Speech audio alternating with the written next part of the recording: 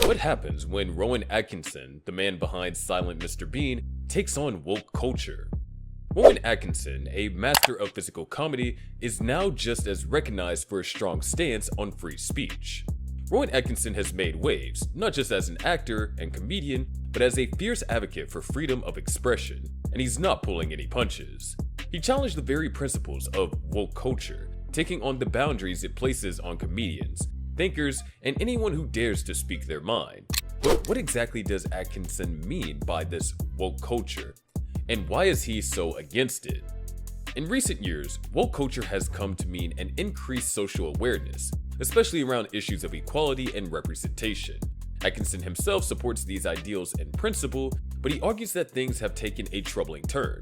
To him, woke culture has evolved into a restrictive force, one that doesn't just encourage social justice, but polices on what can be said, how jokes are told, and even which opinions are acceptable.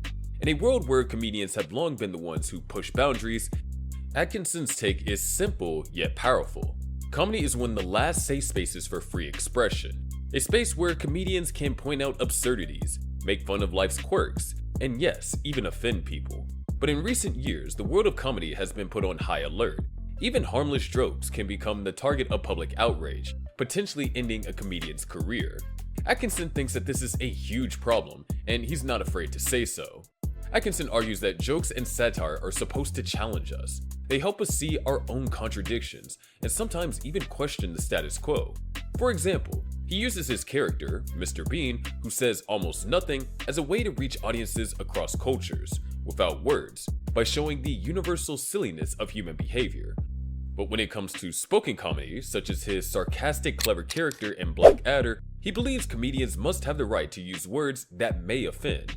He said that if audiences willingly buy tickets to a comedy show, they're choosing to hear jokes that might be risky or controversial. If they don't like it, they can simply turn it off or leave. In his eyes, it's that simple. To him, the modern outrage around potentially offensive jokes is a direct threat to free speech.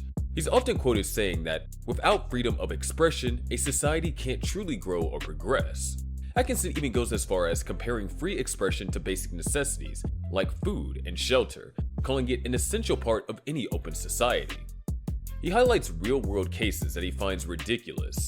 There's the story of a man in the UK who was arrested simply for calling a police horse gay. Or another time when a teenager was fined for calling the Church of Scientology a cult. For Atkinson, these examples show just how far society has gone in trying to control harmless speech. He sees this as a slippery slope, one where even mild jokes or criticisms could one day lead to actual punishment, and he's deeply concerned that this is eroding the very foundation of an open-minded society.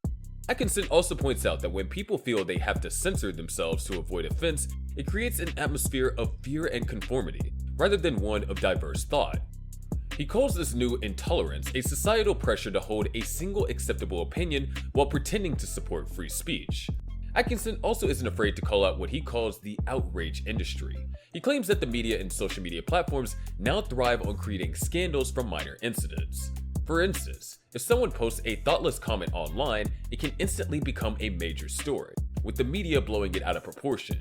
Atkinson warns that this kind of outrage for profit not only pressures public figures to censor themselves, but also affects ordinary people who fear that a single misstep might destroy their reputation. So what does Rowan Atkinson want instead? More speech, not less. He believes the solution to offensive ideas is open dialogue, not censorship. By allowing people to express diverse views, society can better address issues rather than ignore them. In Atkinson's eyes, encouraging more open discussions will make society stronger, more creative, and ultimately more free. So what do you think? Should comedians have free reign? Or does some humor cross the line?